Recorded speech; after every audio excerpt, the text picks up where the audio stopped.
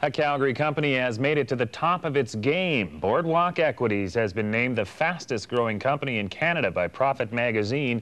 And Helena DeVries brings us the story in her Business Outlook feature today. Boardwalk Equities is a little-known Calgary company, but its success is undeniable. The residential property management business has been named the #1 fastest-growing company in Canada over the last 5 years by Profit magazine.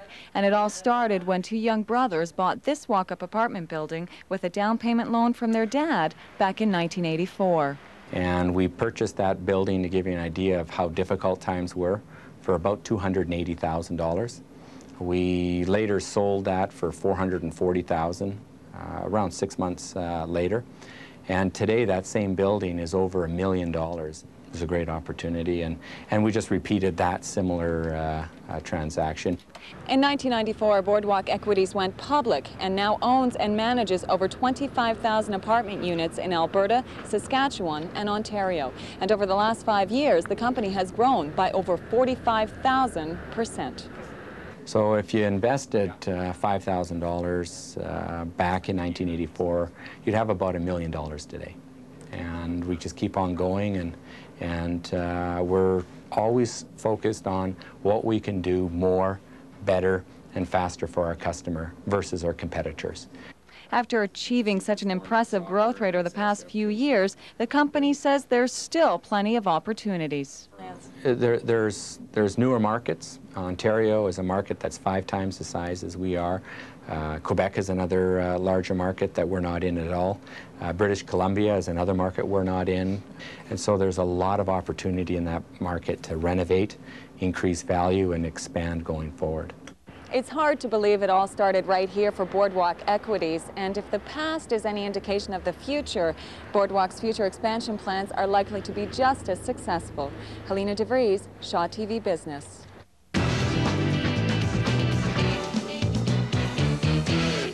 Well, it was a disappointed crowd that filed out of McMahon Stadium yesterday after the Labor Day Classic. The Edmonton Eskimos downing the Stampeders by a score of 30-18, in part related to 5 interceptions thrown by Stampeder Troy Kopp. Now, the performance has turned attention toward the return of injured starter Dave Dickinson, but as of now, there's no word on whether he'll be able to play in Friday's rematch up in Edmonton. Dickinson's injury came in a loss to the Montreal Alouettes 2 games ago. With yesterday's loss, the Eskimos just 1 point back at Calgary going into Friday's matchup. The Calgary Cannons' 2000 season is now officially over. It wasn't a particularly satisfying year for the club in terms of wins, at least. The team finished up with 60 wins against 82 losses, leaving them 29 games back of first place. The division was taken by the Salt Lake Buzz. Now, the Cannons' last game came yesterday, a win over the Edmonton Trappers by a score of 3-1. Canada will send a 20-person shooting team to the Sydney Summer Olympics, including a Calgarian who's aiming to finish among the top 10 in the world. With more on Canadian champion Wayne Sorensen, here's Shaw TV's own straight shooter, John Henderson.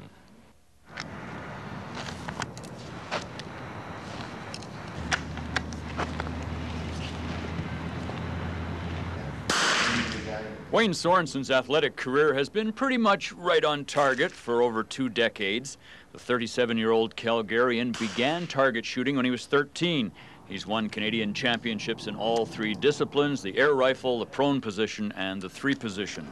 I'm still improving, and that's another reason I don't want to quit yet, is I'm still improving. And it's a really neat feeling when you put a lot of shots in the middle and you do it with relative ease.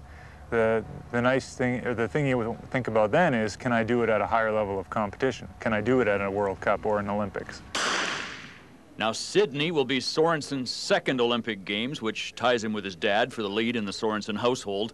But Wayne suggests he's a far different shooter now than he was in 1992 in Barcelona. Between Barcelona and now, I've been to 2 Pan Am Games, 2 Commonwealth Games, and World Championships. I've learned a lot and I've improved a lot. Barcelona was really, it was almost a surprise to make the team. And I hadn't gone to any major games before that, so I did pretty well considering, but I'm much more seasoned now, more experienced, and more confident. Sorensen won medals in both the 1998 Commonwealth Games and last summer's Pan Am Games, so he knows he's right up there with shooters from that half of the world. and he is optimistic heading to Australia. I'm shooting well this summer, so hopefully a placing in the top 10 or 15 would be, I mean, I'd be beating a lot of professional athletes, professional shooters who are in the military in their nation or whatever, and that would be pretty satisfactory. So Wayne Sorensen came away from last summer's Pan Am Games in Winnipeg with a silver and a bronze medallion. Now, yes, the competition will be tougher at the Sydney Olympics, but Sorensen says he aims to shoot for a personal best and let that place him wherever it might. John Henderson, Shaw TV Sports, at the Steve Johnson Shooting Range. Hi, I'm Michelle Wright, and you're watching Shaw TV.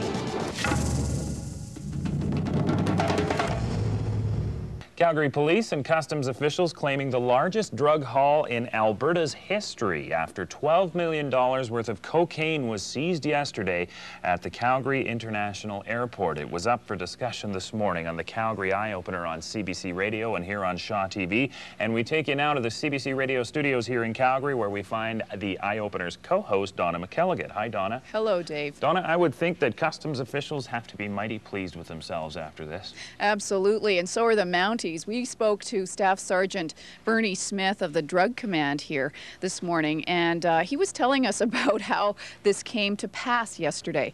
What he said was 2 Mexicans were en route from Mexico via Texas and landed here in Calgary, and customs officials noticed something strange about their suitcases. So they took a look, and inside what they found was brown paper packages wrapped up around plastic, which contained 60 kilograms of cocaine, and these packages were mixed up amongst dinnerware. It kind of an odd way to try to get drugs through customs, I suppose. And as Sergeant Bernie Smith said, he said it didn't seem like a really clever way to try to disguise these things, but customs officials luckily spotted something strange and have charged.